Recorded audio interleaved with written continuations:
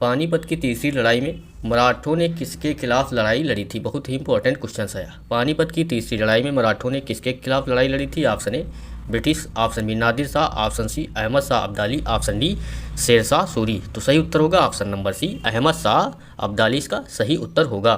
पानीपत की तीसरी लड़ाई 14 जनवरी 1761 को मराठों और अहमद शाह अब्दाली के बीच लड़ी गई थी और मराठा इस लड़ाई में हार गए थे। तो मराठा जो है इस लड़ाई को हार गए थे। अगला पॉइंट, पानीपत की दूसरी लड़ाई अकबर और हेमू के बीच लड़ी गई थी और अकबर ने 1556 में आदिल शाह सूरी के वजीर हेमू को हराया था। अगला पॉइंट, 21 अप्रैल 1526 को पानीपत के प्रथम युद्ध में बाबर ने इब्राहिम लोदी को पराजित किया था। आपको कॉपी में नोट कर लेना है, सभी पॉइंट्स महत्वपूर्ण है। अगला प्रश्न, निम्नलिखित में से किसने भगवत गीता को फारसी में अनुवाद किया था? तो निम्नलिखित में से किसने भगवत गीता का फारसी में अनुवाद किया था? बहुत इंपॉर्टेंट क्वेश्चन है और कई परीक्षाओं में पूछा गया क्वेश्चन है। ऑप्शन ए तीसरी, option B Dara Shikoh, option C Akbar, option D Aurangzeb. तो सही उत्तर होगा option number B, Dara Shikoh इसका सही उत्तर होगा। दारा शिकोह ने भगवत गीता का फारसी में अनुवाद किया। उसने 52 उपनिषदों का अनुवाद भी किया था। दारा शिकोह मुगल बादशाह शाहजहां का सबसे बड़ा पुत्र था। अपने भाई औरंगजेब के खिलाफ उत्तराधिकार का युद्ध हारने के बाद वह मारा गया था। उसे एक उदार मुस्लिम के रूप में वर्णित किया गया है, जिन्होंने हिंदू और इस्लामी परंपराओं के बीच समानता खोजने का प्रयास किया है। आपको याद रखना है। और जो लोग वीडियो को लाइक नहीं किए तो लाइक कर लो, चैनल को सब्सक्राइब नहीं किया सब्सक्राइब कर लें और बेल आइकन भी क्लिक कर लें। क्वेश्चन दिया गया अनुच्छेद 39A का प्रावधान करता है। तो किसका प्रावधान करता है अनुच्छेद 39A? ऑप्शन ए ग्राम पंचायत का संगठन, ऑप्शन बी सामान्य न्याय तथा निःशुल्क विधिक सहायता, ऑप्शन सी नागरिकों के लिए समान नागरिक संहिता, ऑप्शन डी राज्य की परिभाषा। तो सही उत्तर इसमें होगा ऑप्शन नंबर बी, समान न्याय तथा निःशुल्क विधिक सहायता इसका सही उत्तर होगा। अनुच्छेद 39A राज्य यह सुनिश्चित करेगा कि विधिक प्रणाली का संचालन समान अवसर के आधार पर न्याय को बढ़ावा देगा और विशेष रूप से उपयुक्त विधान या योजनाओं द्वारा या किसी अन्य तरीके से निःशुल्क विधिक सहायता प्रदान करेगा, ताकि यह सुनिश्चित किया जा सके कि आर्थिक या अन्य अक्षमताओं के कारण किसी भी नागरिक को न्याय प्राप्त करने के अवसरों से वंचित न किया जाए। ग्राम पंचायत के संगठन को अनुच्छेद 40 में परिभाषित किया गया है। नागरिकों के लिए समान नागरिक संहिता अनुच्छेद 44 में परिभाषित किया गया है और राज्य की परिभाषा पर अनुच्छेद 12 में चर्चा की गई है। आपको ये भी याद रखना है। निम्नलिखित में से कौन सा विभाग गृह मंत्रालय के अधीन नहीं है? तो निम्नलिखित में से कौन सा विभाग जो है गृह मंत्रालय के अधीन नहीं है? ऑप्शन ए गृह विभाग, ऑप्शन बी राज्य विभाग, ऑप्शन सी आंतरिक सुरक्षा विभाग, ऑप्शन डी कानून व्यवस्था विभाग। तो सही उत्तर होगा ऑप्शन नंबर डी, कानून व्यवस्था विभाग इसका सही उत्तर होगा। इसके महत्वपूर्ण पॉइंट देखते हैं। गृह मंत्रालय के अंतर्गत कुल 6 विभाग हैं। तो कौन कौन से हैं? सीमा प्रबंध विभाग, आंतरिक सुरक्षा विभाग, जम्मू कश्मीर और लद्दाख मामलात विभाग, गृह विभाग, राजभाषा विभाग, राज्य विभाग, कानून और व्यवस्था विभाग मौजूद नहीं है। अतः विकल्प सही 4 सही उत्तर है। तो कितने विभाग जो है 6 विभाग हैं। कौन कौन से? सीमा प्रबंधन विभाग, नंबर 2 आंतरिक सुरक्षा विभाग, नंबर 3 जम्मू कश्मीर और लद्दाख मामलता विभाग, नंबर 4 गृह विभाग, नंबर 5 राजभाषा विभाग, नंबर 6 राज्य विभाग। ये सब गृह मंत्रालय के अंतर्गत विभाग हैं। अगला प्रश्न, भारतीय संविधान की 8वीं अनुसूची में कितनी भाषाएं हैं? तो भारतीय संविधान की 8वीं अनुसूची में कितनी भाषाएं हैं? Option A 20, option B 22, option C 24, option D 18। तो सही उत्तर होगा ऑप्शन नंबर बी 22। भारतीय संविधान की 8वीं अनुसूची में 22 भाषाएं हैं। आपको याद रखना है।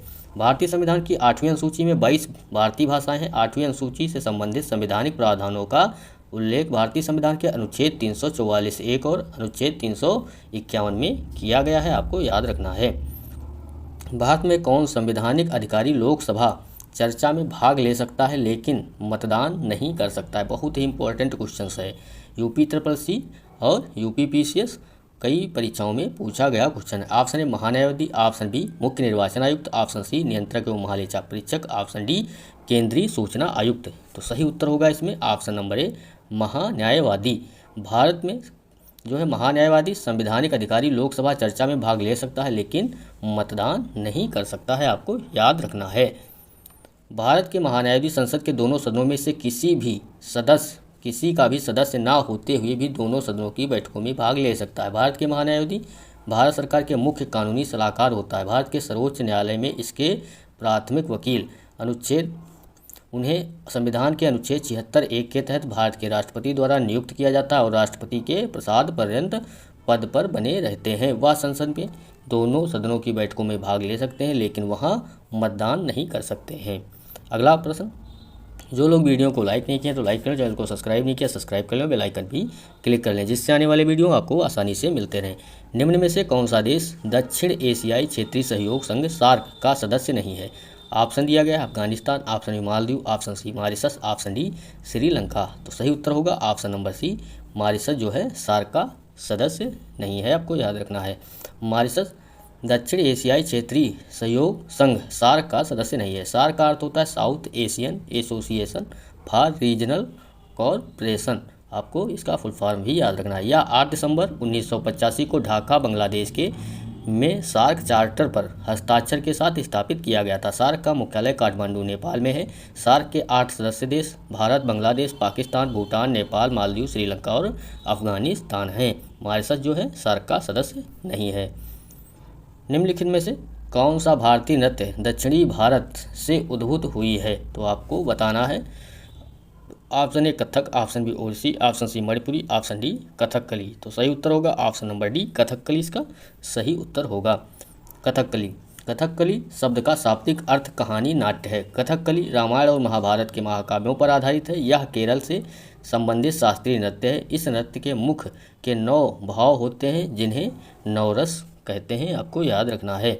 अगला प्रश्न पूछा गया, निम्नलिखित में से किस प्रकार का वाद्य यंत्र रावण हत्था या कमायचा से संबंधित है? ऑप्शन ए कंपक वाद्य, ऑप्शन बी तार वाद्य, ऑप्शन सी ताल वाद्य, ऑप्शन डी सुशिर वाद्य। तो सही उत्तर इसमें क्या होगा? सही उत्तर होगा ऑप्शन नंबर बी तार वाद्य, इसका सही उत्तर होगा।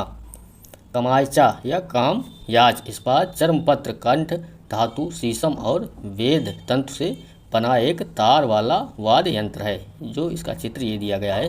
रावण हत्था एक प्राचीन धनुष के आकार का तार वाद्य यंत्र है। यह एक गोल लकड़ी के फिंगर बोर्ड के साथ एक धनुष के आकार का उपकरण है। यह अधकटे नारियल के अंदर समाहित रहता है और इसके ऊपर खाल चढ़ी होती है, जिसका चित्र ये दिया गया है।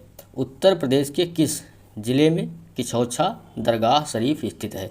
बहुत ही इंपॉर्टेंट इस क्वेश्चन है। उत्तर प्रदेश के किस जिले में किछौछा दरगाह शरीफ स्थित है? Option A Sant Kabir Nagar, option B Mirzapur, option C Ambedkar Nagar, option D Sultanpur. तो सही उत्तर होगा इसमें option number C Ambedkar Nagar, इसका सही उत्तर होगा।